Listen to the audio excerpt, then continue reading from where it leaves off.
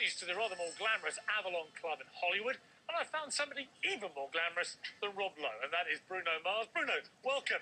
Good to be here. It's going to really eat away at Rob Lowe. You're younger, you're better looking. That's my goal in life. More talented. Mr. Lowe. Now, listen, you tweeted, I thought 2010 was a great year, but thanks to you guys, 2011 has been the greatest year of my life. Why? For many reasons. I toured the world this year. I've been to places that I never dreamt of going, singing these songs and promoting my album, and got a tremendous response. It's funny, that day I tweeted that I bought my mother a house. Really? Yeah, and it's thanks to these fans. Was that a dream of yours to do that? Absolutely. She's been taking care of me for quite some time. It's time for her to sit back and relax. How did she react when you did that? She said, "It's not big enough. Get me out of here." She was in tears. It was a very special moment for me. So, the thing I like about your story is it hasn't all just been easy. A lot of entertainers your age, it all goes crazy very young, and then it just carries on, and then it burns out. In your case, you had this big wake-up call.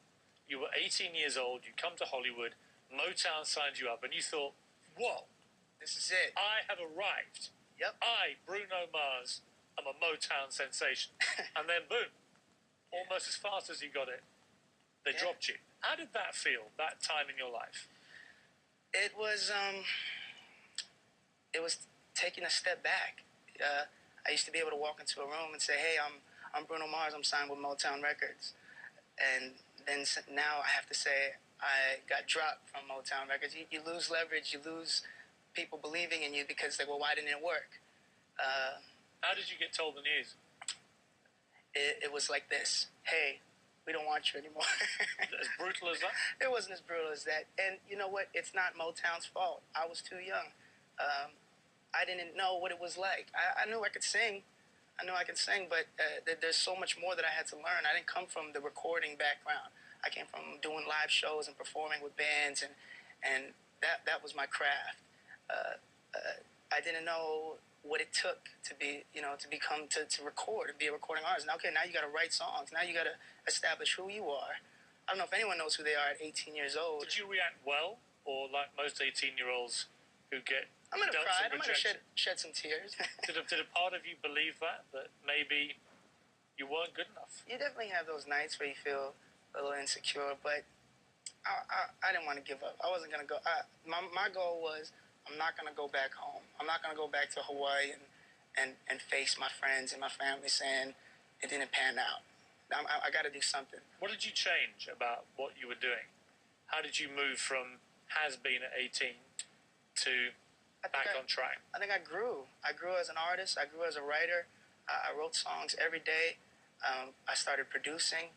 And, practice is what you need. And I've written a lot of awful songs. And I'm, hopefully... What's the worst song you've ever written? Oh, I don't even want to say it. It's the one that makes you shiver. CNN. Come on. Come on. For CNN worldwide audience, the worst Bruno Mars song you have ever written. The one that even now makes you come out in a weird sweat.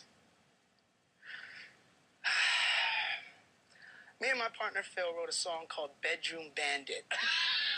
That's all I have to say. That's all I have to say. I can't even imagine how bad those lyrics are. But I promise you, Pierce, had you been in the studio, we thought we were going to win 18 Grammys off this song. We thought it was the cool. And then the next day we called each other up like, what were we thinking? You told a good story that I read about you when you were talking about Elvis Presley and a bit of footage you'd seen of him performing, I think, on a TV show with a big audience of women. And there was a moment when Elvis spotted that the girls were going really crazy. So rather than doing what most guys do, which is speed up, get to the moment, he slowed it all down. That's right. Everything went into slow motion. I think it was the Milton Berle show.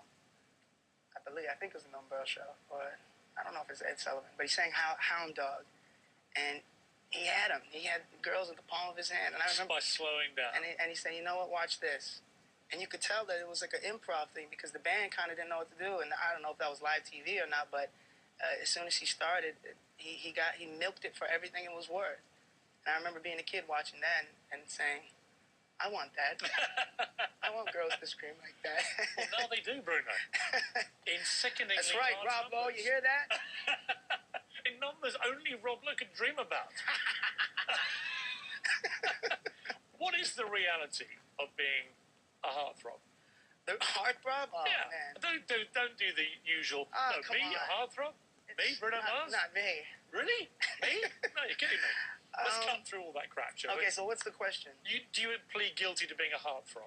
I definitely don't plead guilty to being a heartthrob. I don't think my friends will ever let me say that I'm a heartthrob. They keep me pretty... Some mornings look in the mirror. And I say, yeah, you are the most beautiful man I've ever seen. But that's just me, Piers. This is a stupid question, but when you look out now and you see a sea of beautiful women screaming at you, what else is new? it's got to feel good, right? How good does it feel? Or is it actually a bit weird? It's the greatest feeling on earth. You can't deny that. What do you mean? Like I said, I don't know if it's a sea of women. It's fun. It's fun. It's a little break. I want to talk to you when we come back about your early life in Hawaii, time before this craziness was going on, and also how you felt about Time magazine putting you in their 100 most influential people of the year, because that's quite an accolade.